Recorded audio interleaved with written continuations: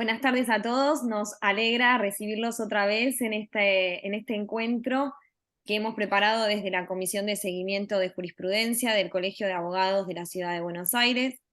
Quiero comenzar, como es obligado, con un agradecimiento a los juristas que nos acompañan, que son verdaderos especialistas, y que enseguida que los invitamos aceptaron formar parte de este primer análisis. Creo que es uno, o por lo menos uno de los primeros análisis sobre esta resolución de la Corte vinculada con el lenguaje claro.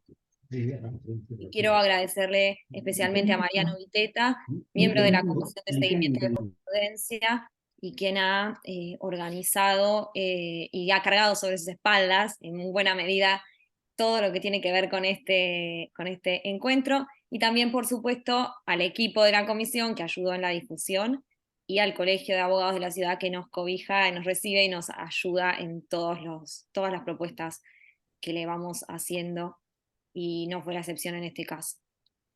Sin más que decir, los invito entonces a escuchar a los especialistas. Como bien saben, el 10 de octubre, poco más de un mes pasó desde que la Corte Suprema emitió una resolución, que es la 2640 de 2023, por la que aprobó los lineamientos generales de sentencias claras. Allí, entre otras cosas, dispuso una serie de pautas para estructurar sentencias y para el correcto uso del lenguaje en el ámbito jurídico del tribunal, según consta en los considerandos de la sentencia, de la resolución. Y bueno, nos parecía que era necesario pensar acerca de lo que ha dicho la Corte, y también de algo que viene marcando ya la Academia Jurídica Argentina desde hace un tiempo, y que tiene que ver con el proceso en la elaboración de sentencias y puntualmente el lenguaje empleado en el discurso jurídico. Y bueno, aquí estamos, así que doy inicio entonces formal a este acto. Voy a presentar entonces a la doctora María Elena Vigliani de la Rosa, quien se desempeña como profesora de expresión oral y escrita en la Maestría de Derecho y Magistratura Judicial de la Universidad Austral. Allí ha ejercido como profesora titular de Teoría y Práctica de la Lengua y de Lengua y Literatura repito, en la Universidad Austral, en las facultades de Comunicación y de Derecho. Ha impartido seminarios de expresión oral y escrita y de argumentación y debate para abogados y jueces en el Consejo de la Magistratura y en escuelas judiciales del interior y en distintas universidades del país y del extranjero. Dirige proyectos de investigación y equipos de capacitación profesional en diversas instituciones privadas y públicas, y ha asesorado a legisladores en la redacción de sus discursos. Doctora, bienvenida. Le cedemos entonces la palabra cuando usted quiera. Ay, doctora, no la escuchamos todavía. A ver si puede reactivar el audio. Ahí. Seguimos sin escucharla aún. El audio. Sí, ahí le estamos enviando para reactivar el audio una Sí, yo también. solicitud. Reactivar audio. Ahora Ahí estamos. Ahora sí la sí. escuchamos. Bienvenida, doctora. Gracias, muchas gracias. Bueno, sí, buenas tardes, les agradezco a los anfitriones, del Colegio de Abogados, y me parece una idea excelente esta de trabajar sobre el lenguaje claro y sobre todo a partir de algo pensado ya en el cuerpo colegiado de la Corte Suprema, ¿no?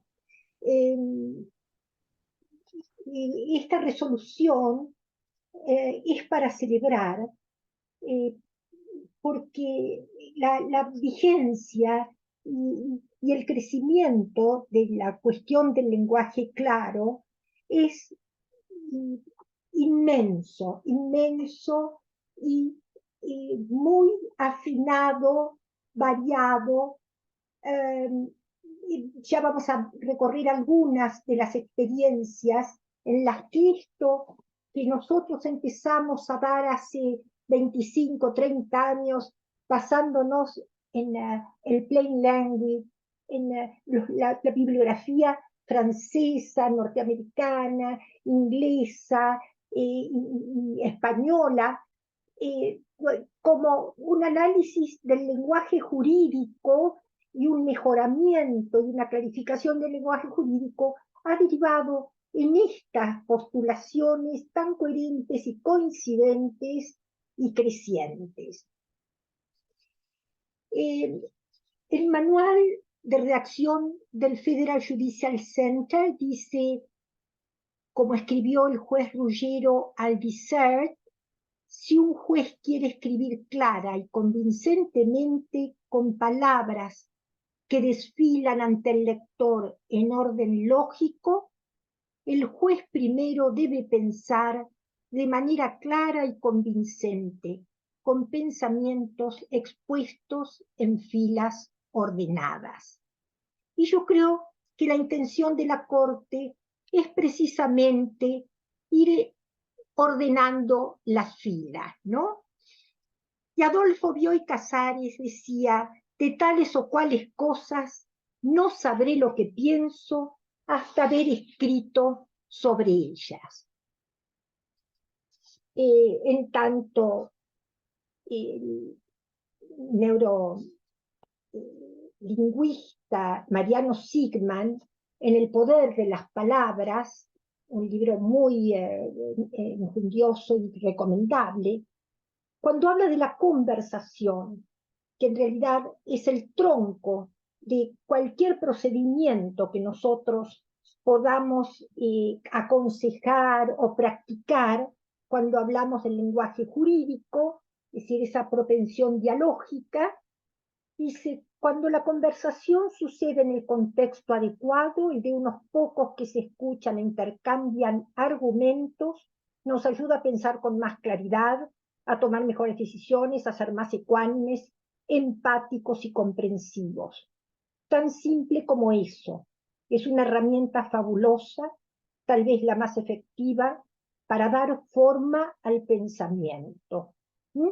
Esa ida y vuelta en la que nosotros procedemos a una tarea hermenéutica del pensamiento ajeno y el otro nos alcanza también una interpretación desde la cual partimos gadamerianamente, ¿no? Y esto de la tarea hermenéutica del lenguaje es exploración de las palabras, es exploración de la realidad, es exploración de la ley, pero no sirve todo eso sin la exploración del ámbito de vida de los receptores, de los destinatarios, sin la intención de conocimiento ontológico del otro que tenemos enfrente. Es el término alteridad que la filosofía contemporánea tiene como un eje y rige cualquiera de las actividades lingüísticas del derecho. El derecho nace con la palabra y la palabra nace con el derecho. Celebro esta resolución y la celebro en tanto la veo como un planteamiento inicial, como un proyecto embrionario que propone fundamentalmente la formación de un equipo de trabajo en torno a la aplicación del lenguaje claro de las sentencias dentro de la Corte Suprema de Justicia. Este proyecto sin duda se sumará a anteriores guías de redacción de la Corte y a numerosas obras mencionadas por los ministros Maqueda, Rosati, Rosenkrantz y por el doctor Lorenzetti en su disidencia parcial. Bueno, la definición del lenguaje claro creo que la vamos a repetir todos. Una comunicación está en lenguaje claro si la lengua, la estructura y el diseño son tan claros que el público al que está destinado puede encontrar fácilmente lo que necesita, comprende lo que encuentra y usa esa información. Yo siempre extraño otra palabra, ¿no? Además de la lengua, la estructura y el diseño, como las claridades que van a otorgar la revelación al lector, los conceptos, ¿no? Porque la lengua, la estructura y el diseño aparecen cuando nosotros vamos buscando el contenido, la idea. Y en ese sentido es muy útil el ejercicio permanente de la palabra a la idea y de la idea a la palabra.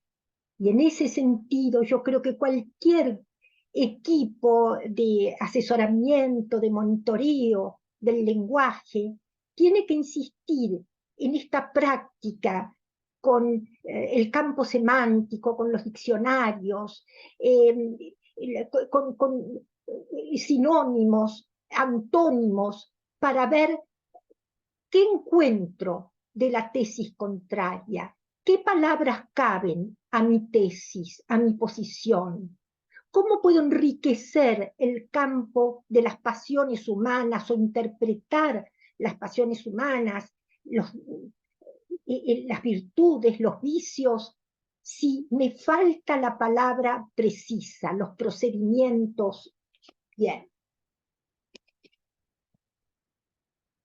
La Corte deja sentados los objetivos de sus propuestas en los considerandos y advierte desde el principio que el lenguaje jurídico es un lenguaje de especialidad y que se debe pensar en los destinatarios y sus alcances comprensivos. Esta es una comienzo ideal, ¿no? Pensar en el destinatario. El lenguaje claro está pensado sí en función de el acceso a la ciudadanía y al hombre común y a todos al derecho y a las normas. Dice también, advierte desde el principio que es un lenguaje de especialidad y que está preparado para adoptar prácticas, o postulado este programa, para adoptar prácticas y herramientas a modo de recomendación que faciliten la comprensión de las sentencias por parte de los destinatarios. Entre ellos se encuentran indudablemente las partes con su respectiva asistencia letrada, pero en muchos casos también la judicatura, la comunidad académica, la prensa, la sociedad en general. En este enunciado la Corte no propone normas, sino que habla de recomendaciones. Esa voluntad se ve en el segundo considerando. Que al fin de trazar un camino en esta dirección y con el objetivo de propiciar mecanismos que optimicen la prestación de servicios de justicia, resulta adecuado incorporar lineamientos generales para estructurar las sentencias y para el correcto uso del lenguaje en el ámbito de este tribunal, con miras a favorecer la comprensión de sus pronunciamientos por parte de los destinatarios. Trazar un camino, propiciar mecanismos que optimicen las prestaciones, incorporar lineamientos. ¿Qué son lineamientos? Son direcciones, ¿no? Orientaciones. Más adelante va a hablar de monitoreo. Y creo que tenemos que atender a estas palabras clave de la resolución como esto que dije al principio, como una propuesta embrionaria, donde todavía no se presenta la tarea completa, el plan completo, que por supuesto debe de estar pensado porque sin duda los miembros de la Corte han trabajado sobre el lenguaje claro, se manejan con el material dentro de la Corte, el doctor Lorenzetti organizó el sistema de publicación de las sentencias y el doctor Rosati realizó su tesis doctoral sobre el tema del lenguaje de la Corte, así que es un tema que está muy presente dentro de la Corte, y yo creo que, por supuesto, porque solo se puntean algunos aspectos, como un titular de una tarea que creo que el meollo es la formación de un equipo, de una especie de observatorio del lenguaje jurídico, del lenguaje de la Corte. El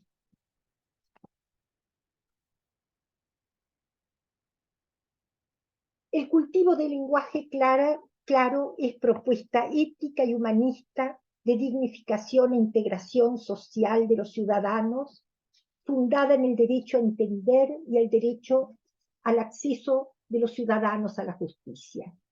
En los últimos años adquirió consistencia en importantes programas y publicaciones de instituciones diversas.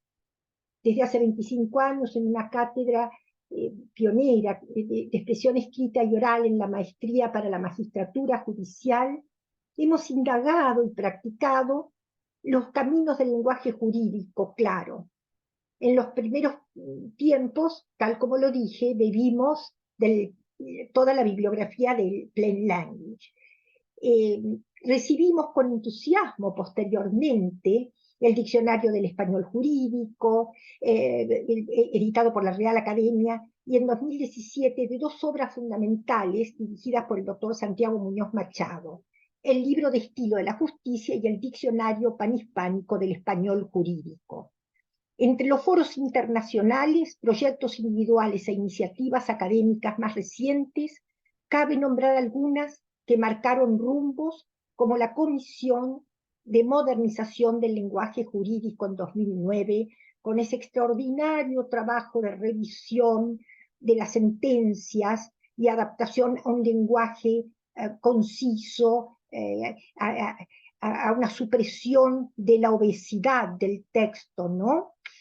Y una serie de normas que, bueno, se han ido ahondando.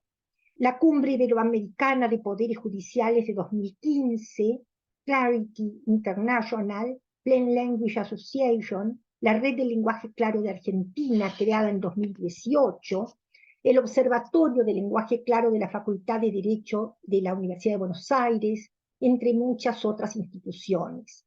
Algunos de sus miembros han participado en las 15ª Jornadas de Derecho Judicial de 2022 en la Universidad Austral y en el reciente Congreso de Plain Language en la Facultad de Derecho de la UBA. La fragua del lenguaje claro requiere la acción concertada y multidisciplinaria.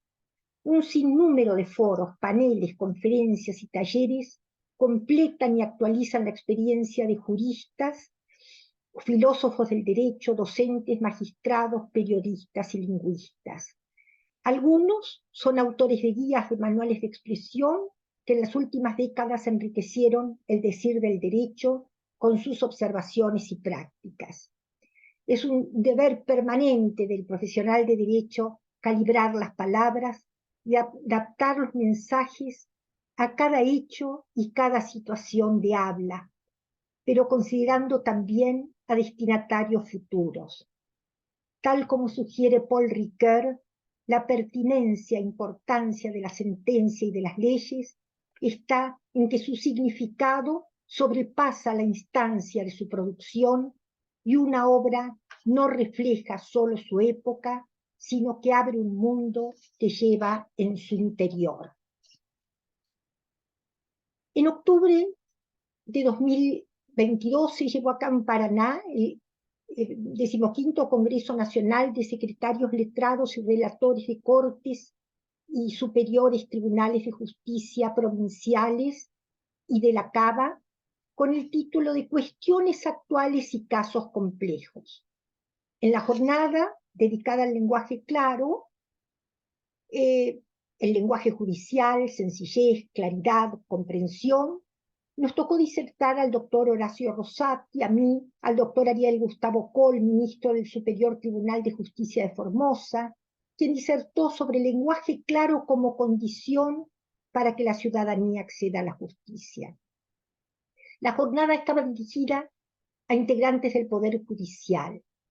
Fue en el Salón de Actos del Tribunal de Justicia de Entre Ríos.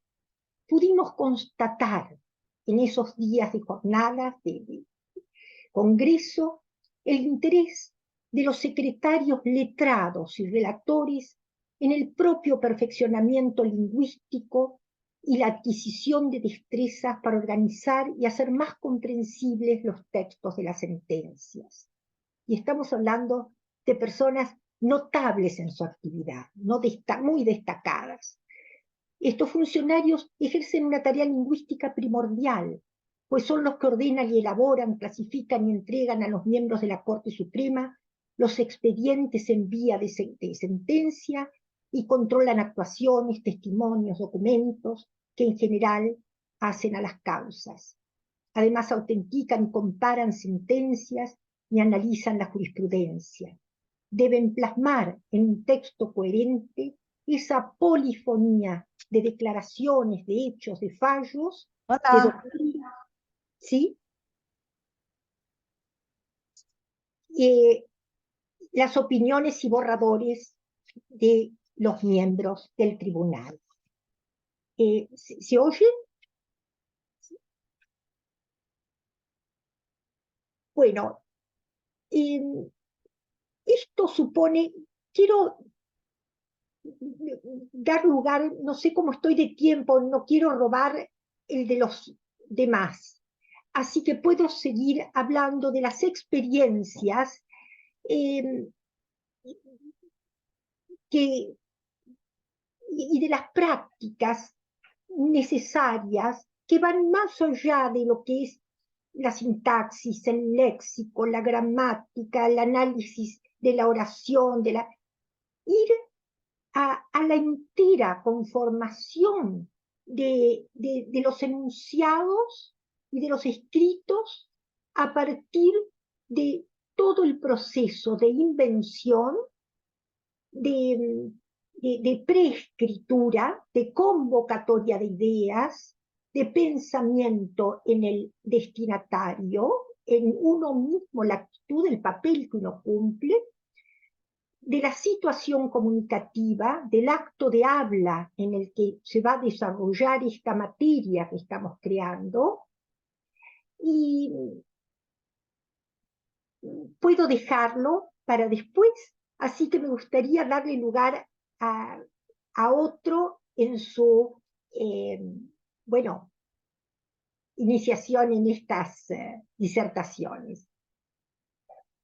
Bien, muchas gracias María Elena Vigliani de la Rosa por este primer acercamiento profundo, pero un acercamiento desde una disciplina distinta para nosotros que nos dedicamos a seguimiento de jurisprudencia.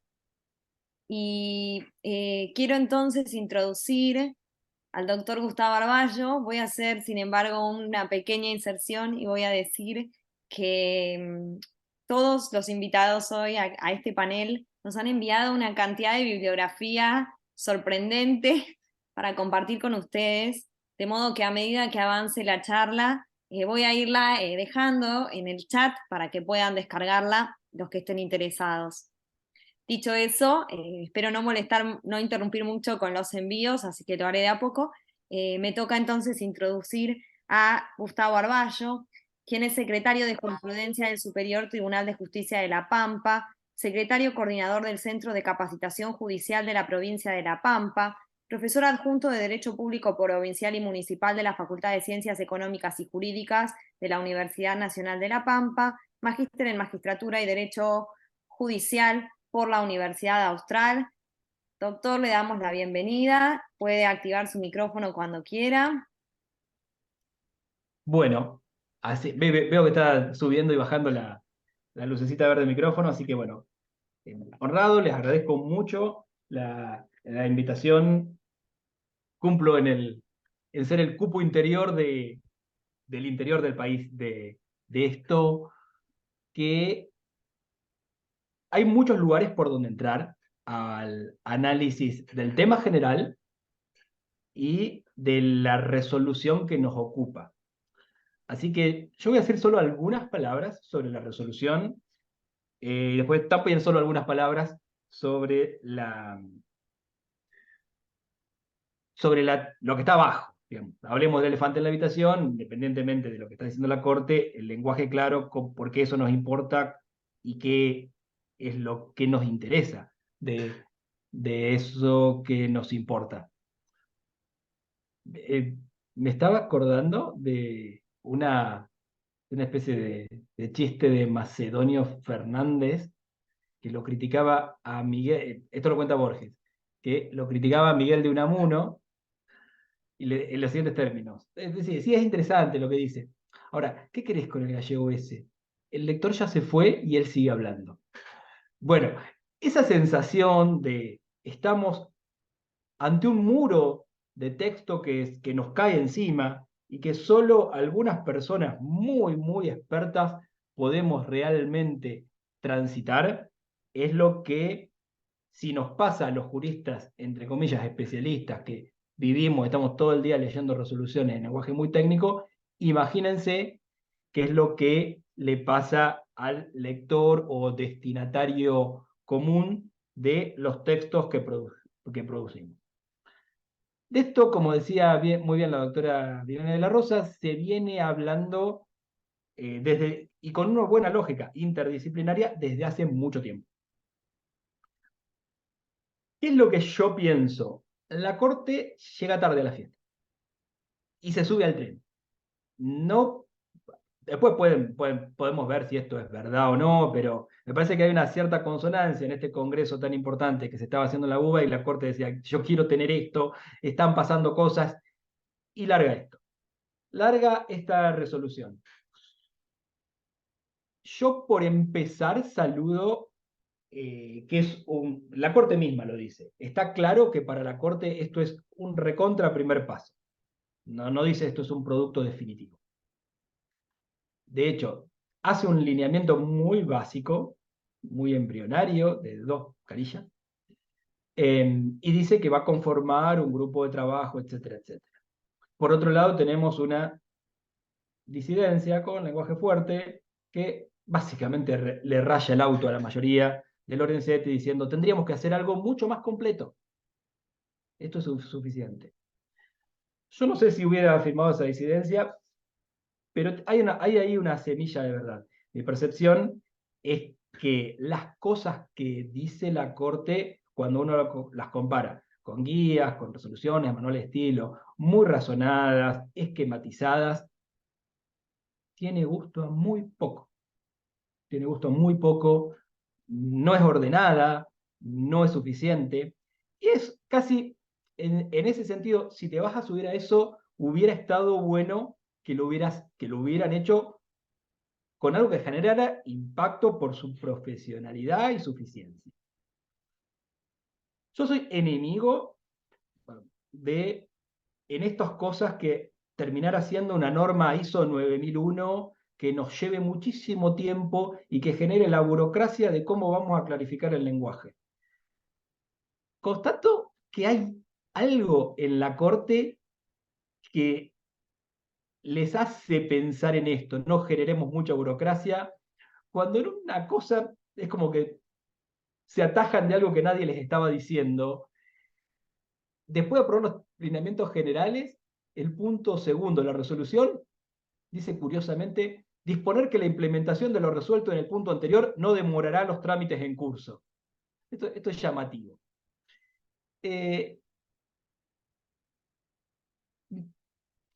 La Corte, y esto lo tengo que decir, no solo dice que va a hacer algo, sino que ya lo viene haciendo. Viene simplificando mucho. Digamos, me paro en lo que era la Corte hace 15 años, por decir algo, viene simplificando mucho, las estructuras son mucho más claras, hacen un cierto esfuerzo que se nota por ser sintéticos. Y creo que se fueron por completo de una idea que era el ideal de belleza, era eso que le criticaba Macedonio a Unamuno. El lector se fue y él sigue hablando. Esa idea de que la sentencia, si vamos a hablar, qué sé yo, de libertad de expresión, volquemos ahí derramemos sobre las páginas todo lo que hemos investigado sobre libertad de expresión desde Blackstone hasta la actualidad. Ahora la Corte, con buen criterio, se preocupa de decir, a ver, ¿cuál es el problema que tenemos que resolver? Resolvámoslo. Con lo que sea estrictamente necesario. No es un trabajo académico, no es tu salita de juego para hacer un paseo turístico por cosas de normas APA y demás. Bueno, yendo a lo concreto, los lineamientos generales de sentencias claras están bien, no puedo decir que no esté bien. Después hay solamente 3 párrafos que tienen ideas que se repiten y que están ahí en muchas guías. Hay de todo, hay guías más escolares, hay guías más preceptivas, hay guías muy burocráticas. La Procuración del Tesoro saca una guía de estilo de 363 páginas. A mí se me hace que es mucho. Donde aparece normativizada absolutamente todo aspecto posible. Y en esto hay que encontrar, creo yo, un punto de equilibrio. Ni las 363 páginas que buscan hacer el emporio celestial de conocimientos gramáticos, ni esta cosa de 2 páginas que por ahora, en esta versión, nos está presentando la Corte. Resumen de todo, por ahora, saludo, hay mucho que trabajar, la Corte lo sabe, evidentemente, decide constituir un grupo de trabajo y decide, con buen criterio, mirarse a sí misma, mirarse al espejo, monitorear sus propias sentencias. Esto para la Corte no es un adiós, es decir, no es un adiós, es un hasta luego. Nos volvemos a ver y en algún momento va a haber una guía de estilo que tal vez sea algo más parecido a un estándar de calidad del tribunal más alto del país, que es un faro que marca políticas. Políticas que en este caso vinieron antes desde abajo y desde afuera, y que la Corte llega morosamente al tema, habiendo dicho esto yo, de que de verdad se nota que están afinando mucho la forma en que van redactando. La última cosa, ahí entre los trabajos que aportaba, yo aporté una guía que es la que el año pasado hicimos en La Pampa. Es una guía que decimos, bueno, hay que decir solamente 20 cosas, pero digamos 20 cosas importantes y ejemplifiquemos. Busca encontrar la más directa empatía en qué es lo que hay que bajar a tierra a un operador judicial. Y la otra cosa con la que un poco quiero cerrar, hay un artículo largo donde digo, entre otras cosas, una metáfora curiosa que se lleva el título, que es el lenguaje claro como canario en la mina. Digo, estas discusiones, o sea, nos interesa el lenguaje claro por un montón de razones. Entre otras cosas, siempre decimos, es importante que la gente nos entienda, pero también es importante que nos entendamos a nosotros mismos. Muchas veces, cuando una cámara de apelación busca una primera instancia, que una corte busca hasta los operadores mismos tienen confusiones, hasta los abogados tienen dificultades de entender, a ver, ¿qué dijo el tribunal? ¿Esto es un precedente o es casuístico? Y no aparece. Y aparecen artículos donde 2 doctrinarios discuten, ya no le discuten la resolución, sino discuten qué es lo que está diciendo el tribunal. Bueno, muchas cosas de esas se pueden, no solucionar todo, pero se puede afinar el espectro de la discusión si clarificamos las sentencias. Hago doble clic sobre esto que había dejado por atrás. Saludo que la Corte dice, coloquialmente digámoslo, che, redactemos bien la parte dispositiva, porque es algo que muchas veces aparece subestimado. Digamos, le ponemos toda la pila a redactar el considerando y justo en la parte dispositiva, que es la que importa, que muchas veces sienta precedente, que dice que hay que hacer al respecto, dice, no se avanza mucho en destilar y decir, bueno, esta es la conclusión jurídica de lo que hay que hacer. Entonces, nos interesa por compromiso cívico y también por interés propio. Al judicial, a un órgano judicial, le debería interesar para facilidad, rapidez y salud mental de sus propios operadores que las cosas se escriban corto y rápido para que se entiendan fácil y rápidamente.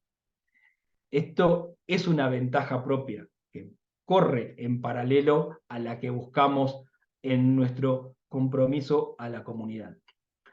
Y digo lo del lenguaje claro como el canario en la mina, porque a veces hay que pensar, esto, la metáfora es la siguiente, ustedes saben, había mineros que como no tenían sensores tecnológicos, tenían un sensor biológico. El sensor biológico, para que se daba cuenta de que adentro de la mina donde estaban ellos no había oxígeno, que podía explotar, que se podían asfixiar, lo que sea, era ir con una jaula con un canario. Si el canario palmaba, ahí estaban en problemas, salían todos corriendo porque el canario era más frágil que ellos. Estos sectores vulnerables que no entienden las sentencias, este problema es nuestro canario en la mina. Porque no solo nos puede interesar revisar el texto y hacerlo más claro, sino pensar si todo un procedimiento en el que estamos parados no admite todo el procedimiento, todo el concepto mismo de la revisión. De hecho, de una forma clara, tenemos un formulario que no se entiende. La reforma de primera generación sería, hagamos que el formulario sea claro. Claro en las palabras, hasta lo podemos adaptar tipográficamente para que se entienda mejor y vamos a tener un buen formulario. Pero mientras tanto pensemos, y esta es la segunda generación de problemas, que solo una vez que encontramos el problema podemos ir a otras cosas que van más allá del lenguaje. Y tal vez podemos empezar a pensar, pero en primer lugar, ¿era necesario que hiciéramos ese formulario? ¿O tal vez puede ser algo que simplemente se canalice de cualquier forma porque el formulario fue una traba burocrática innecesaria? O tal vez posiblemente ni siquiera habría que hacer un formulario, debiera hacerlo de oficio y sin intermediación el propio órgano, el propio tribunal. Entonces, lo que quiero resaltar es, saludo a la Corte por lo que está haciendo, veo algo muy embrionario en lo que está ahora, y que espero que sea complementado y llevado a los estándares de excelencia que la Corte y todos nosotros merecemos, y no nos quedemos solo en las palabras. Pensemos que las palabras son también no una cosa ritual, un fin en sí mismo. Las guías no tienen que ser un fin en sí mismo, sino que también pueden ser una oportunidad para revisar un montón de cosas. Ahí Lorenzetti se queja un poco, y tiene un punto, pero también entiendo por qué no lo quieren poner, de decir, digamos también cómo argumentar. Bueno, ahí hay una duda que excede nuestro punto, si debe haber también pautas para la argumentación en el marco de una guía de estilo. Pero lo que quiero decir es que, independientemente de eso, de lo que hay adentro de nuestras resoluciones, hay mucho en el afuera y mucho más para pensar en el arriba. ¿Qué hay arriba de eso que nos pueda ayudar a generar mejores productos textuales, pero también a dar una administración de justicia más eficaz, de la cual nuestras versiones de texto son solo una parte entre muchas? Hasta acá llego, habría más cosas para decir, pero confío en que entre todos les estamos viendo desde distintos ángulos esto que realmente nos apasiona y nos gusta mucho. Muchas gracias, doctor Gustavo Arballo. He compartido mientras usted hablaba los textos que ha mencionado en su exposición para que estén a disposición de todos los que nos acompañan. Y además, ya adelanto que vamos a dar oportunidad a un intercambio entre ustedes al finalizar las exposiciones, con lo cual va a haber tiempo para que sigan desarrollando todo lo que ha quedado pendiente. Me toca entonces ahora anunciar un regreso a la mirada desde las letras, y por eso le doy la bienvenida a Josefina Raspo, que es licenciada y profesora en letras y magíster en lexicografía hispánica. Es investigadora del Departamento de Investigaciones Lingüísticas y Filológicas de la Academia Argentina de Letras, donde colabora con las publicaciones de la Real Academia Española y la Asociación de Academias de la Lengua Española.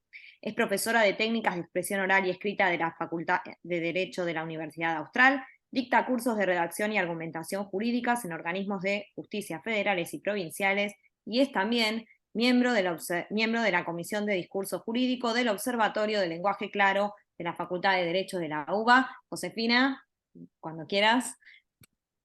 Bueno, muchísimas gracias, Sofía, y muchas gracias al doctor Arballo y a María Elena Vigliani por precederme con interesantísimos temas y profusas ideas que voy a retomar porque me interesa que esto sea justamente un conversatorio y conversemos sobre estas ideas. Me gustaría hablar sobre tal vez una de las primeras palabras de la resolución de la Corte, que se refiere a la lengua de especialidad, ¿no? ¿De qué hablamos cuando hablamos de una lengua de especialidad como la lengua del derecho, que es tan compleja, pero que, según algunos especialistas, no tiene plena ciudadanía de lengua de especialidad, tiene mucho de lengua natural, ¿no? Como decía Genaro Carrió. La lengua del derecho tiene un gran componente de la lengua general que hablamos todos, y, según Muñoz Machado, un componente bastante menor de tecnicismos, palabras propias, figuras jurídicas, que para Muñoz Machado es realmente una proporción menor si se piensa en la complejidad de otras lenguas de especialidad, como las lenguas de las ciencias, etc. Y justamente la lengua del derecho nos enfrenta a esta dualidad, ¿no? entre un lenguaje complejo, un lenguaje de tecnicismos, de mucha precisión, y también un lenguaje vasto que describe muchas de las, como mencionaba María Elena, pasiones y conflictos e intereses de nuestras sociedades, con palabras generales de todos los días. Los ciudadanos, la ciudadanía en general, estamos frente a las puertas de la ley, y muchas veces estas puertas de la ley se cierran porque no comprendemos el mensaje de los poderes judiciales, de la ley, de las normas. La propuesta de lenguaje claro tuvo una gran acogida en el ámbito jurídico judicial justamente por eso, porque tradicionalmente se describía la lengua del derecho como una lengua opaca, oscura, un terreno para la ambigüedad, para la vaguedad, justamente donde debía o se exigía la precisión y la claridad.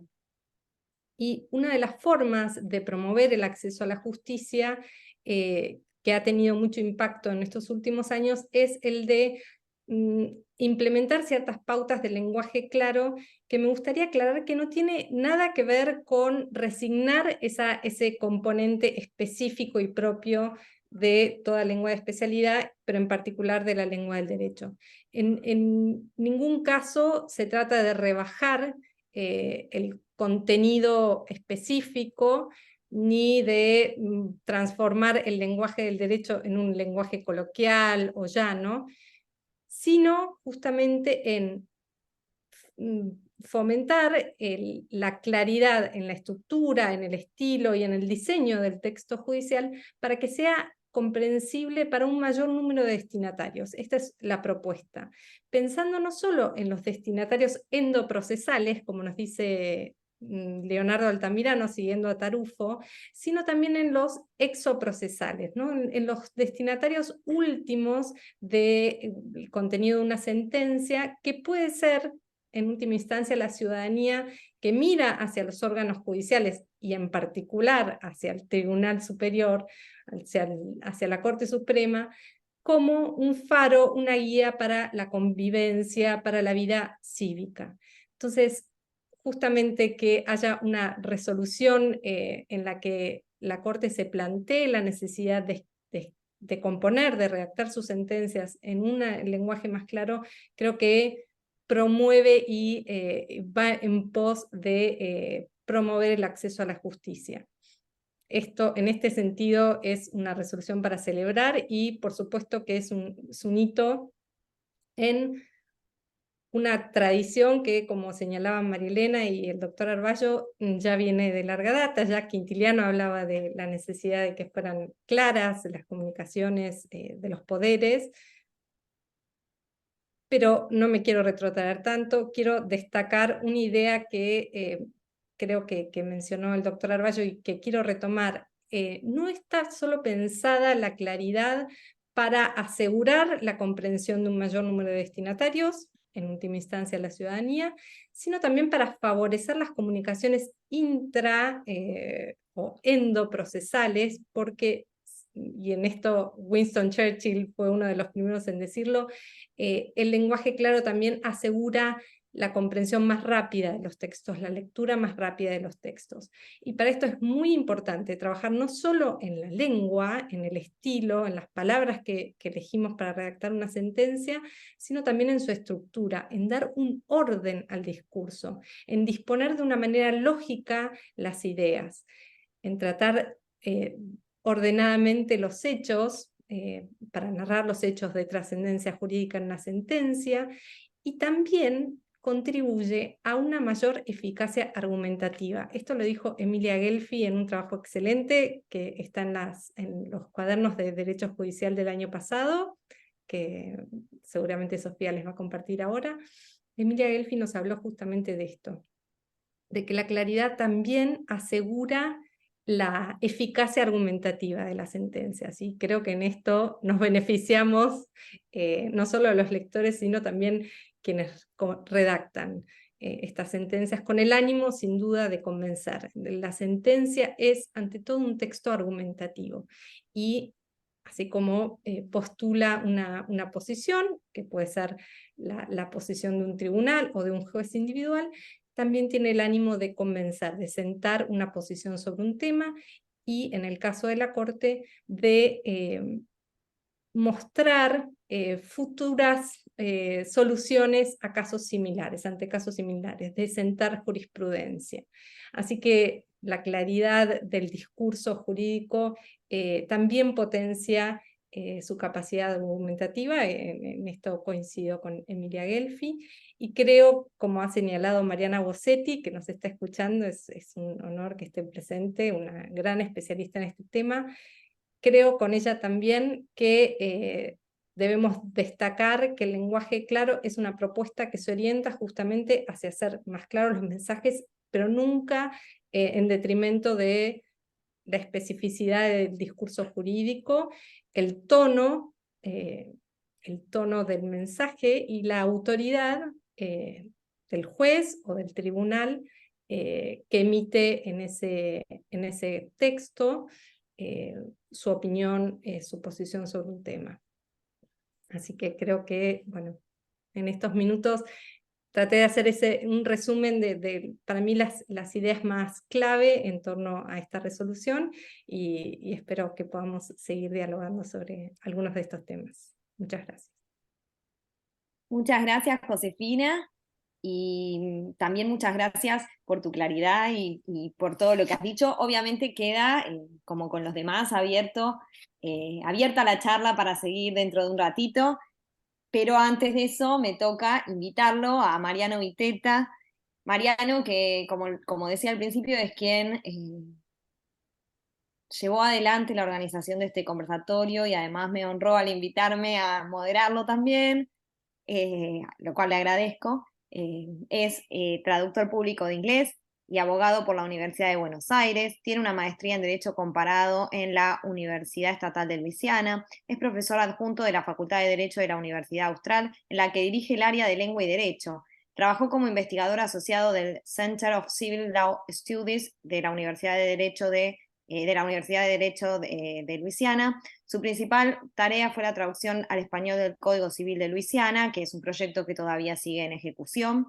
Actualmente es estudiante de doctorado en Derecho, y esa tarea la está llevando adelante en la Universidad de Maastricht.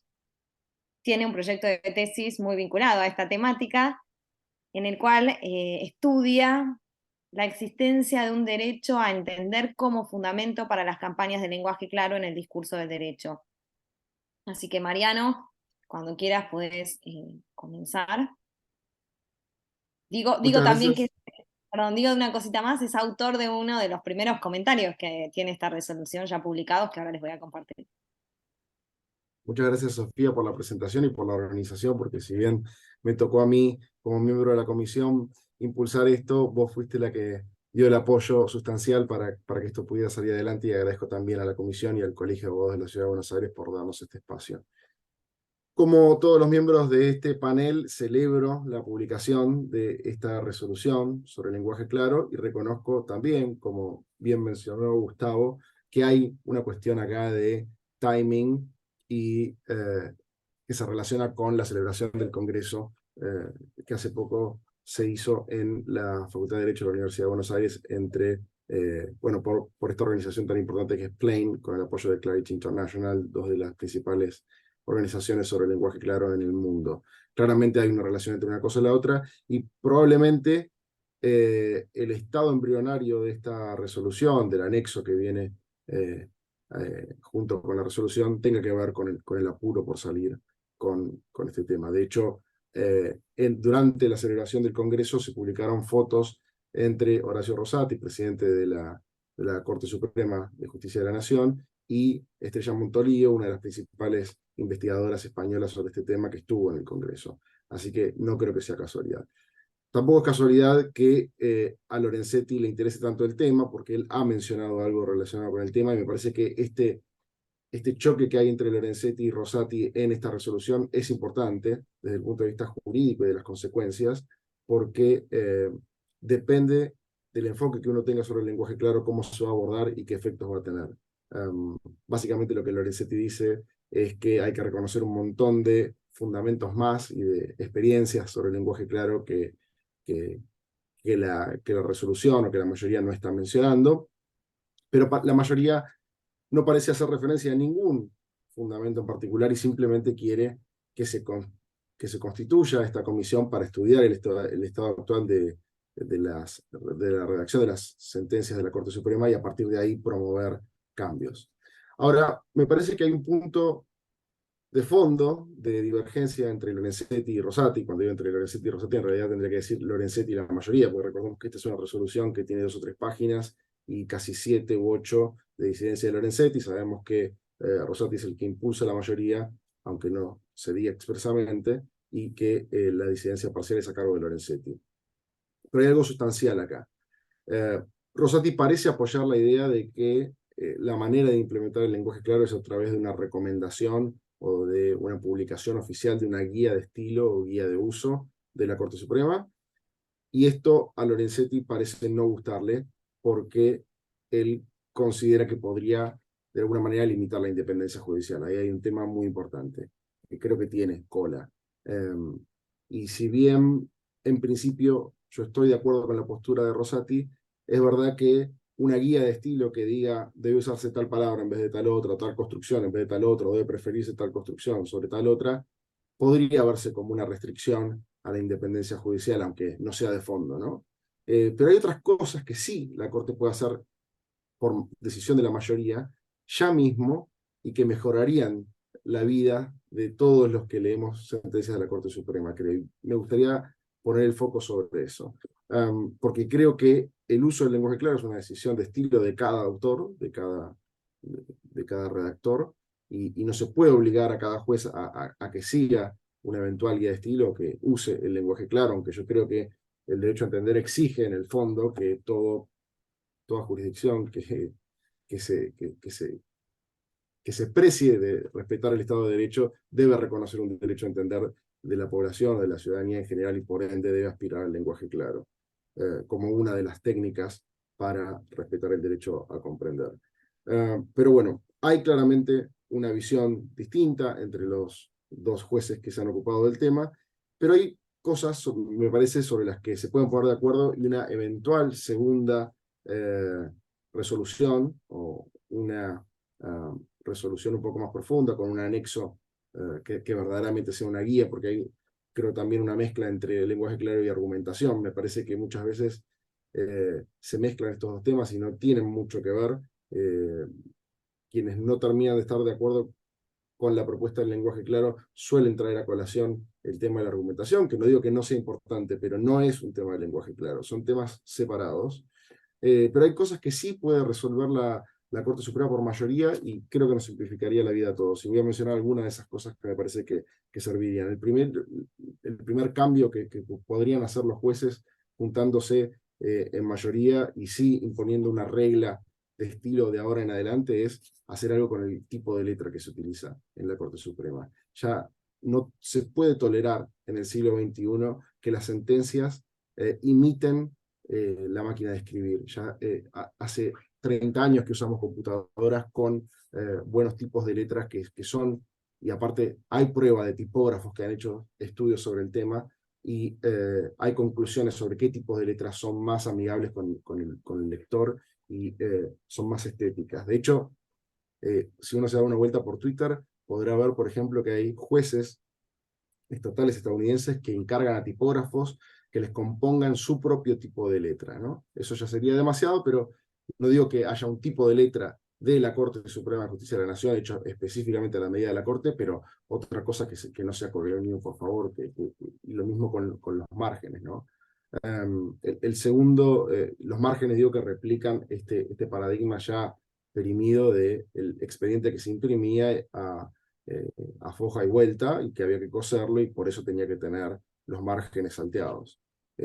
Si ahora tenemos expediente digital, ¿para qué seguir con ese sistema que no ayuda? Porque recordemos que dentro de la definición del lenguaje claro no está solamente lo relativo a la redacción, sino también lo relativo a la estructura y el diseño. Y estas son, creo, las cosas sobre las que se pueden poner de acuerdo los jueces en una mayoría ahora y dejarlas establecidas de ahora en adelante. Otra cosa que podrían empezar a sondear, sé que esto a Gustavo no le gusta para nada, pero me parece que suma, es la idea de bajar las referencias bibliográficas al pie. Y no me refiero con esto a insertar notas al pie, sino simplemente las referencias bibliográficas, es decir, la cita del tomo, todo eso que lleva mucho espacio en el texto y que hace que el lector especializado aprenda a leer salteando grandes pedazos de texto, como cuando aparece el corchete o el paréntesis, el lector avesado salta eso y sabe a dónde tiene que ir. Pero digo, ¿por qué eso no bajarlo al pie? Esto, de todos modos, en países que están muy avanzados en plain language, sigue siendo motivo de disputa. De hecho, Brian Garner, cuando escribió el primer libro con Antonin Scalia, no se pudieron poner de acuerdo sobre este tema. Brian Garner decía que había que poner estas referencias al pie, Scalia decía que no, que tenían que quedar en el texto, y ahí quedó la recomendación que da cada uno. Pero, digo, quizás habría que explorar esta posibilidad, que podría ser una regla de estilo, de escribir solamente la referencia bibliográfica. Y como mencioné a Gustavo, él probablemente después retome este punto, pero lo que dice Gustavo, y sí estoy de acuerdo con esto, es que la nota al pie puede dar lugar a una digresión que después dé lugar a que no se sepa si forma parte de la sentencia o no, o que haya un argumento desarrollado en una nota al pie, que no es una buena práctica de escritura jurídica. Estoy totalmente de acuerdo con eso, pero simplemente la referencia, el número de la obra, el título de la obra, el número, etc. Otro tema muy importante, los dos últimos que quiero mencionar, son quizás un poco más de fondo, no tan de estructura, pero es algo sobre lo que los jueces se podrían poner de acuerdo. El primero es la narración de los hechos. El problema de los hechos es fundamental en las sentencias de la Corte Suprema, en toda sentencia de tribunal colegiado en nuestro derecho, y no es por decir que lo de afuera siempre es mejor, pero en el common law, que es otra cultura jurídica, esto está bien claro. Los jueces saben que tienen que contar una historia, que tienen que contar un cuento al empezar. Empiezan contando algo de manera que atraiga al lector. En general nosotros empezamos con el camino procesal que nos llevó a donde estamos ahora, y para encontrar los hechos hay que referirse a remisiones anteriores, informes del fiscal, del procurador, etc. Eso tiene que cambiar, me parece. Y esto, básicamente, sabiendo cómo se maneja la Corte Suprema, que no todos los jueces no pueden ni lo hacen, redactan sus propias sentencias, esto podría ser una orden que bajara de los jueces a sus relatores, a sus secretarios letrados, para que se esfuercen en redactar los hechos de manera clara al principio, así todos sabemos de qué se trata el caso. Fundamentalmente, esto es un poco más profundo, creo que hay un problema de redacción muy serio en la práctica de escritura de la Corte Suprema de la Nación, sobre la que el lenguaje claro tiene algo para decir, que es la escritura de las disidencias. Las disidencias en la Corte Suprema de nuestro país se escriben con lenguaje performativo, como si resolvieran el caso. Entonces, suponiendo que estamos hablando de un caso penal, la mayoría puede decir se absuelve al imputado, y la disidencia dice se condena al imputado. Entonces, ¿cómo puede ser que la disidencia diga eso? Bueno, la realidad es que estos votos se redactan como si fueran la mayoría, porque después no se sabe cómo va a ser la votación, pero me parece que una vez que se sabe cuál va a ser la mayoría, el juez que escribió la disidencia o que sabe que está en disidencia tiene que dejar de lado el lenguaje performativo y escribir con los verbos modales que sean necesarios para indicar que todo su voto es una mera recomendación y que no dispone del caso, que no decide el caso. Hoy, cuando leemos una sentencia de estas complicadas de la Corte en las que hay votos ocurrentes y disidencias, nos perdemos y no sabemos bien si estamos en la mayoría, si estamos en una concurrencia o si estamos en una disidencia. El uso preciso y claro del lenguaje en la redacción de las disidencias en particular, creo que es algo sobre lo que se pueden poner de acuerdo los jueces y cambiar de un día para el otro y mejorar la legibilidad de las sentencias. Así que no quiero ocupar mucho más. Estas son mis recomendaciones y mis impresiones sobre la resolución y sobre lo que espero que haga la Corte en el futuro. Muchas gracias, Mariano. Y bueno, muchas gracias a todos por esta primera ronda en el panel. Creo que todos han sido muy claros, han respetado el tiempo, que eso es muy importante también. Y yo invito entonces al público, a quien quiera hacerlo, se anime a dejarnos en el chat alguna pregunta. Mientras eso ocurre, les hago una pregunta a ustedes que integran el panel, es si ustedes tienen alguna pregunta entre sí, y si no, yo les abro el juego con un desafío. Juegan mi juego. Bueno. No, sí, el juego le gana a cualquier cosa, queremos jugar. Bueno, sabemos que al doctor Arballo le gusta hacer los mundiales y demás, que siempre ahí todos miramos en su Twitter, así que un poco tomamos ese rol lúdico. Bueno, a ver, el desafío que yo les propongo es el siguiente. Son 160 años que se cumplen de nuestra Corte Suprema. Esos 160 años coinciden, ¿no?, con esta resolución. Y esta resolución me parece a mí, por lo menos en una primera mirada y sin ser especialista en estas temáticas, que apunta al lenguaje, pero también apunta a la estructura y a otras prácticas. Entonces, lo primero que les preguntaría es, en este contexto, que me digan cada uno un aspecto que creen que sí o sí debe fortalecerse en la redacción de sentencias. Así, cortito y al pie, digamos. ¿Qué dicen? Y empiezo al revés. Empiezo por Mariano, sigo por Josefina. Bueno, muy bien, acepto el desafío, acepto el juego y menciono algo que me gustaría que cambiaran las sentencias de la Corte, que me parece que es fundamental en las de la Corte y en toda otra, que es la estructura y este modelo que va quedando a poco perimido de visto y considerando, o autos y vistos, considerando y se resuelve. Creo que es un modelo que tiene que caer en desuso, que de a poco algunos jueces individuales lo están dejando de lado y que se podría reemplazar sin pérdida de especificidad, ni tecnicismo, ni precisión, por un sistema de títulos y subtítulos, en los que, por ejemplo, tengamos el título de la causa, o hechos, derechos, fundamentos, etcétera, y resolución. Eso me parece que es algo que me gustaría ver diferente en la redacción de las sentencias. Bien, gracias, Mariano. Cumplido el desafío. Josefina. Sí, absolutamente de acuerdo con Mariano. Seguir una estructura como la que ya adoptó, por ejemplo, España, que es una estructura de antecedentes, fundamentos de hecho, fundamentos de derecho, primero los fundamentos de hecho y luego los fundamentos de derecho y resolución, y agregaría a la utilidad de títulos y subtítulos la de un índice que guíe la lectura y que permita al lector apurado ir a buscar el apartado o el tema que le es de interés. Gracias, Josefina. Doctor Arballo. Lo dice la Corte, pero lo reitero yo. Lo dice la cosa. Hay que eliminar, jubilar, la oración párrafo.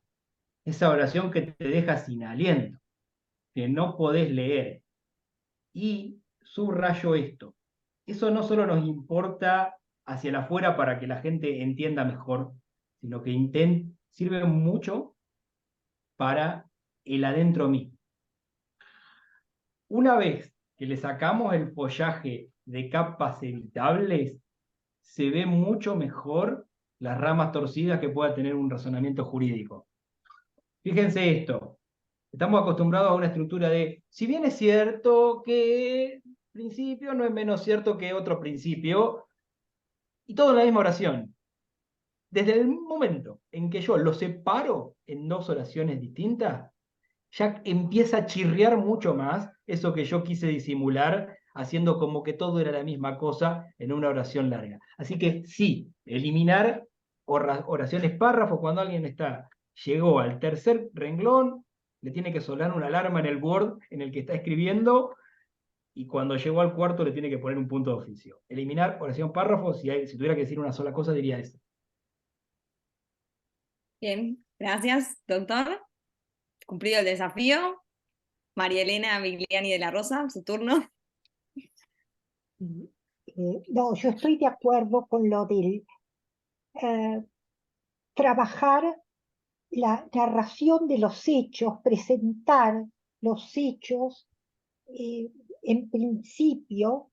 Y pues, Vargas Llosa decía que cuando escribía una novela, él hacía el camino inverso de un stripper, ¿no? De una mujer que hacía striptease, que la que hace striptease que está vestida y se va sacando la ropa gradualmente, y que él normalmente lo que hace es tener el esqueleto, que son los acontecimientos, claro, los hechos, y les va agregando las palabras, las acciones, las descripciones, los personajes, a esa desnudez, ¿no? A esa estructura, a ese andamiaje.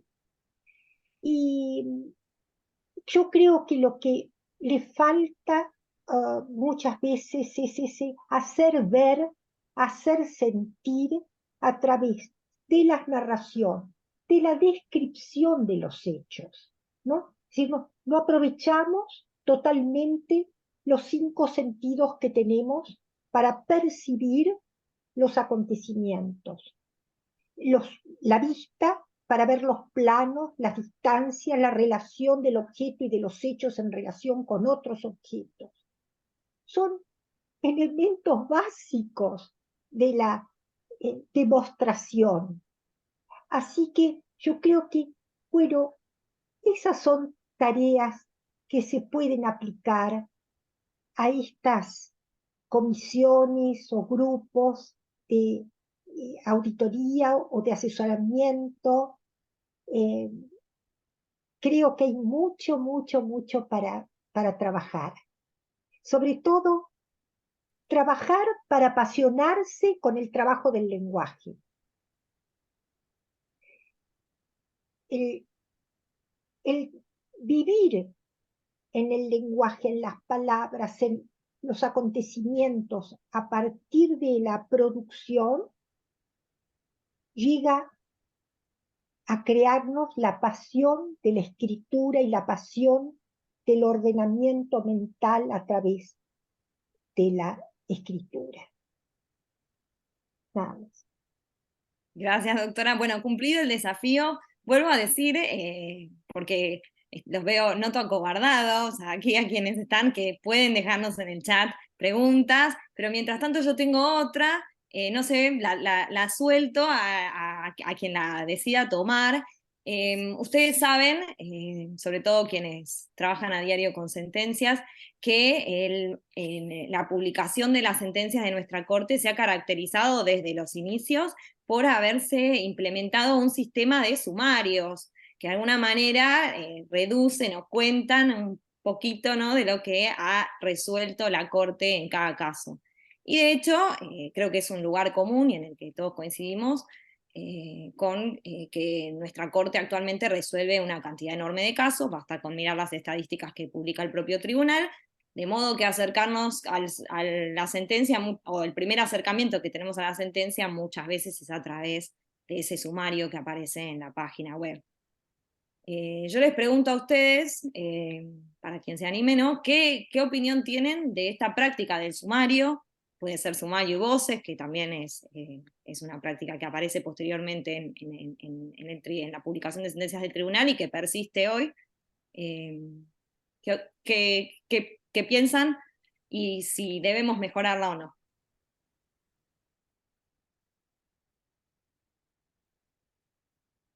Empiezo yo porque soy un poco juego local en eso, porque soy secretario de jurisprudencia del Superior Tribunal de Justicia de La Pampa. O sea, trabajamos mucho con sumarios.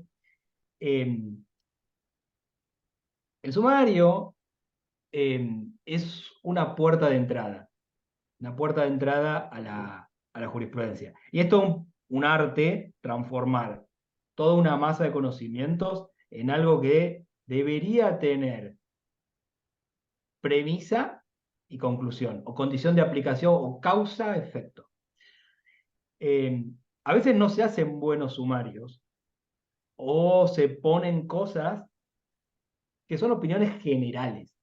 No tienen esa estructura absolutamente rígida te voy a mostrar una regla de derecho. A todo esto hay muchas capas de análisis dando vueltas por ahí. Estamos por cumplir 40 años de democracia, o sea, tenemos 40 años de jurisprudencia de corte. Yo, por razones casuales, porque estoy haciendo un trabajito de elegir un fallo de la corte por año, me estoy dando cuenta que en las sentencias importantes aparece el tema jurídico, el que nos importa, y después diciendo otras cosas. Hablar bien de las privatizaciones, hablar bien de la democracia, hablar de los peligros, hablar de la crisis económica. Hay un ruido de fondo que cuando yo lo traigo al sumario hace ruido, porque el juez en realidad resolvió el caso, pero también quería explicarle al público qué era lo que estaba pasando. Quería hacer como una especie de comentario editorial, y es difícil trasladar eso al sumario. Y a veces, si nos quedamos con el sumario, se pierde esa riqueza que es difícil de trasladarla. Esa es una capa uno de los problemas del sumario. Y otro problema de los sumarios, entre muchos otros que tienen, es el obiter dicta. Como probablemente sepan, y si no contamos porque puede haber gente interdisciplinaria, a veces el fallo habla de lo que está pasando ahora, pero ya que está, aprovecha y dice cosas sobre otros temas que concretamente no se están discutiendo. En el obiter dicta podría haber prescindido totalmente de eso. Ahora, la Corte, no obstante eso, anticipa una regla de derecho. Hay un fallo que es todo obiter dicta, reciente y muy importante. El fallo donde la presidenta del Senado le pregunta a la Corte si puede sesionar virtualmente en plena pandemia. Y la Corte hace una pirueta para decir, yo no le puedo responder eso. Jurídicamente no corresponde que yo le responda, porque un poder del Senado, sea su propio reglamento, cualquier cosa, eventualmente si alguien impugna lo tendré que resolver. Todo eso lo dice en lo que tiene que decir, y obiter dicta dice, ¿sabe qué? Sí puede. Y hay una tensión. Entonces yo como operador del derecho tengo que decir, bueno, jurídicamente, estrictamente le digo, no voy a responder su pregunta. Pero después hace una pirueta en la Corte para decir, pero si tuviera que decir algo, mire, por ejemplo, nosotros estamos firmando esta sentencia y no estamos reunidos. Así que podría ser un acto válido. Entonces, para el sumariante, muchas veces, por una responsabilidad, o sea, si yo digo, tengo que decir qué dijo la Corte en esta sentencia, y sí, la verdad es que el obiter dicta quedó adentro de lo que la Corte deliberadamente quiso decir. Después, yo lo pongo en el sumario y si querés después discuto por qué dijo eso que podría no haber dicho. Pero en el sumario a veces tienen que aparecer cosas que la Corte decidió que aparezcan y que no eran estrictamente necesarias para resolver el caso. En mi opinión, los sumarios tienen que ser pocos y cortos, si no es un cacho de texto con un montón de voces juntas, pero es difícil hacerlo y muchas veces las sentencias, los jueces no las hacen pensando en los sumariantes, las hacen pensando en los casos, y está bien que sí sea.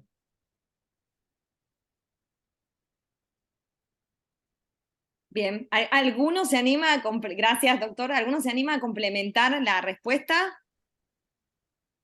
Yo simplemente, Sofía, agregaría que un comentario muy prosaico, que es que la principal mala práctica en la redacción de sumarios es copiar y pegar argumentos tal cual están en la sentencia sin ponerse a redactar el sumario, ¿no? Que eso a veces se ve y a veces se puede pegar un obiter en el sumario y no hay distinción entre qué es parte de la decisión y qué no en el sumario, y uno puede entender por la lectura del sumario que un obiter forma parte de la decisión central del tribunal, y no es así.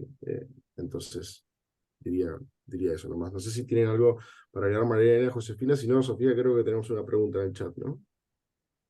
Tenemos una pregunta, pero dejo abierto a si quieren agregar algo.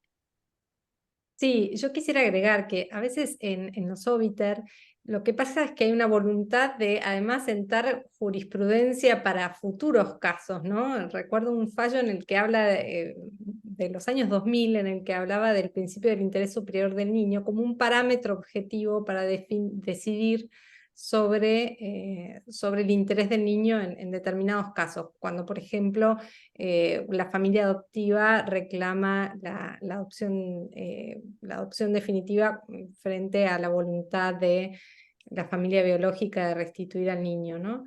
Bueno, y ahí, en esa sentencia, hay permanentemente un tironeo entre, bueno, de resolver este caso puntual, pero también fijar el principio del interés superior del niño como un parámetro para resolver futuros casos y un parámetro objetivo, una regla de solución de casos en el derecho de familia. Bueno, esta complejidad de sentencias tan ricas discursivamente, de estas capas de las que hablaba el doctor Arballo, ¿no?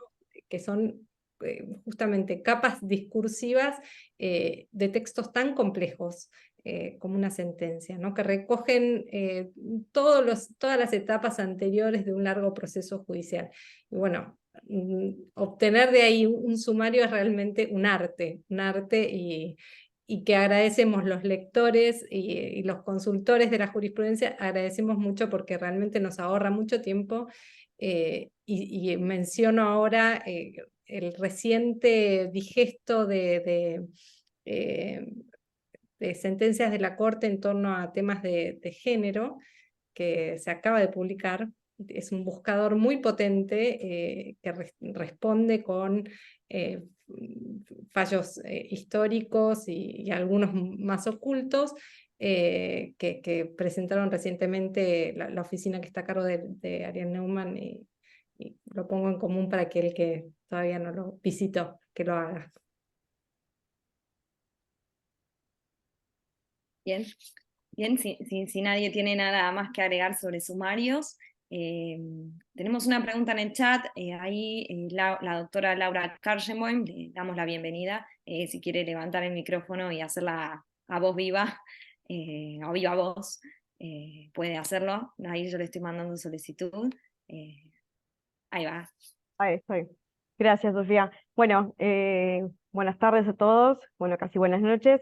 Un placer escucharlos. La verdad, es un tema que me interesa mucho y sobre todo desde el punto de vista no jurídico, me sorprendió escuchar a las disertantes porque son cuestiones que una veces no se plantea y como abogado es muy estructurado y bueno, entonces es como que solo lee sentencias y no sale de esas cuestiones. Pero bueno, yendo a mis preguntas, quizás son un poco más dirigidas a los doctores Arballo y Viteta. Por cierto, lo de las disidencias estoy completamente de acuerdo y eh, me encantó, lo leí en tu artículo y me parece más que interesante porque realmente, y lo cité en una intervención que tuve que hacer respecto a sentencias, yo soy tributarista, respecto a sentencias tributarias, porque esto se advierte mucho y es difícil a veces justamente la lectura de los fallos. Quiero cerrar acá el WhatsApp para que no se escuche.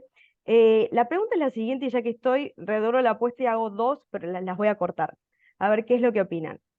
Yendo como desde la cuestión, la Corte hace poco, cuando saca esa nota, esas separatas respecto a su doctrina y habla esto de las falsas mayorías, las mayorías ilusorias, bueno, a mí lo que me preocupa, no cuando la Corte justamente se pronuncia respecto a eso, es cuando, por ejemplo, primero, que esto no estaba en la pregunta escrita, cuando a través de un 280, la Corte termina convalidando falsas mayorías, y si bien obviamente la decisión es unánime, justamente pues una mayoría, pero se llega por argumentaciones diferentes a esa unanimidad.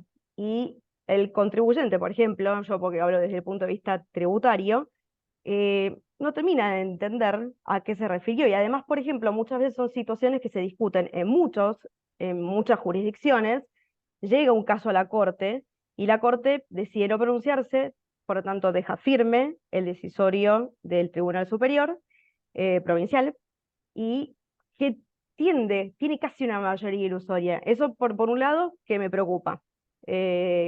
Respecto a como la interpretación y del asesoramiento y cuando uno tiene que interpretar la jurisprudencia. Y por el otro lado, ahora sí, yendo a la pregunta, estoy haciendo bastante el libro de Rossetti, de hecho lo tengo acá en el trabajo, pero lo llevo a todos lados, el de la palabra de la Corte, porque es muy interesante. Y él habla en un momento el tema habla de los tribunales colegiados y plurales, y habla que la Corte se considera un tribunal plural, y quizás yo no lo termino de entender, cita a Pasquino también, como es tan cortito digamos, el libro, es como que a mí me deja con ganas de más, y me quedo como quizás porque por mi ignorancia es como que lo entiendo, pero digo, me parece que necesito más lectura o profundizar ciertos temas. Pero bueno, cuestión que lo que yo sí advierto de algunas sentencias de la Corte, siempre hablo en materia tributaria, que es lo que yo más suelo leer y analizar y escribir o disertar, es que cuando lo mismo se llegan a mayorías, como a través de un voto conjunto, un voto conjunto y un voto propio, y justamente aparecen argumentaciones diferentes. Entonces, casi que no es una mayoría ilusoria, pero casi que lo es. Y ahí, por ejemplo, lo que yo veo es que entra en pugna con la doctrina vertical del precedente respecto a los tribunales inferiores. De hecho, esto se vio en la práctica en un caso particular, no me voy a poner a hablar de impuestos, prometo, pero sí se vio el caso particular con el Tribunal Superior de Río Negro, que era un caso que el voto de la mayoría estaba compuesto por un voto conjunto de Rosati y de Maqueda, y Rosenkrantz hizo su voto propio. Pero llegaron, entonces lo simplifico respecto a que el voto concurrente de Rosati y de Maqueda decía que solo era inconstitucional esa tasa municipal porque solo se violaba las aduanas interiores. Y en cambio Rosenkrantz decía que se violaba la aduana interior y también las aduanas interiores y la cláusula comercial. Entonces, cuando tiene que resolver el Tribunal Superior de Río Negro una situación análoga por una tasa municipal de otra jurisdicción, o sea, de Río Negro, para llegar a ese decisorio, dice que esa tasa también viola la cláusula comercial y cita los considerandos del voto de Rosenkrantz, pero en sí no es la mayoría. O sea, conforma la mayoría, pero lo dijo solo Rosenkrantz. Maqueda y Rosati no lo dijeron. Entonces, yo veo esas situaciones y las estoy empezando a ver y me preocupan muchísimo, porque digo, ¿eso es la mayoría? Entonces, muchos incluso, se ha escuchado decían, no, la mayoría es Rosati y Maqueda. No, la mayoría eran los tres. Rosati y Maqueda con su voto conjunto, porque, a ver, los tres ministros dijeron que era inconstitucional la tasa. Unos, o sea, el voto conjunto decía que era solamente porque era una aduana interior, y el voto propio de Rosenkrantz porque era una aduana interior y violaba la cláusula comercial. Entonces, lo primero Laura, que lo que vos tenés que hacer es el origami de decir, a ver, en este rubro estuvieron todos de acuerdo. Cuando tenés n más 1, siendo n la mayoría, cuando tenés n, que es la mayoría necesaria, eso es doctrina de la Corte. El resto te queda como un voto mosaico y vas a vivir con la incertidumbre. Hay muchos casos. Me acuerdo que Emil de Pereira, cuando decíamos, ¿se puede declarar inconstitucionalidad de oficio? Lo dijo la Corte de Emil de Pereira. No, mentira, no lo habían dicho todo. Lo había dicho un cachito de la Corte. Y los otros decían otra cosa, que creo que era un 280 o algo así. Con lo cual voy a la segunda parte de tu pregunta. El 280 o cualquier fórmula, incluso razonada que no sea 280, de desestimación del recurso, no equivale a validar las opiniones de los inferiores. No lo sabremos nunca hasta que la Corte entre y decida. Pero eso de que yo soy mi superior tribunal, me apelaron, la Corte confirma mi sentencia, sí, hace cosas juzgadas para los litigantes, pero jurisprudencia no genera.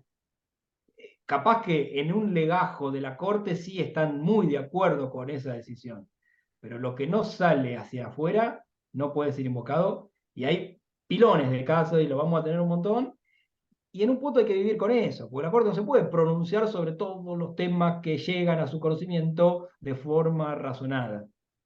En los que, claro, no sé por qué no entró, tal vez porque el recurso estaba recontra mal hecho. Y eso no significa que yo valido tu decisión. Esa es la respuesta que yo puedo dar al tema que es recurrente de cuando no hay, de los votos mosaico y las confirmaciones ficticias reales, pero que no generan jurisprudencia cuando se desestima el recurso. Gracias por la pregunta y gracias también por la respuesta. No sé si alguno de los panelistas quiere añadir algo más. Bien, si no hay más preguntas, entonces doy por finalizado este encuentro.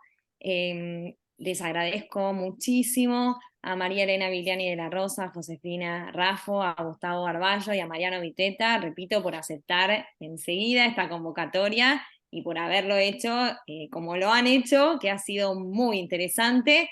Y me voy planteándoles un último desafío, pueden decir que sí o que no, pero yo lo que creo es que ahora tenemos una resolución, eventualmente habrán más novedades, porque pareciera que todos coinciden en que es un puntapié inicial, y creo que lo próximo que tenemos que hacer es analizar cómo la Corte trabaja sus sentencias a partir de esta resolución. Así que les propongo el desafío el año que viene, volver a tenerlos acá para ver en la práctica qué hizo la Corte. Totalmente, Gracias. estamos con ustedes. Buenísimo, y ojalá haya cambios para bien. Buenísimo. Sí, Bueno, entonces queda abierta la convocatoria y nos volveremos a encontrar entonces. Gracias a todos por acompañarnos. Y Gracias a vos, Sofía, por Gracias, esta chau. muchas gracias, Sofía. muy buenas noches a Adiós, todos. doctora. Adiós. Gracias, Mariano. Sofía, Chao, gracias Laura. a todos. Hola, Nos Mariana. vemos. Un abrazo. Chau.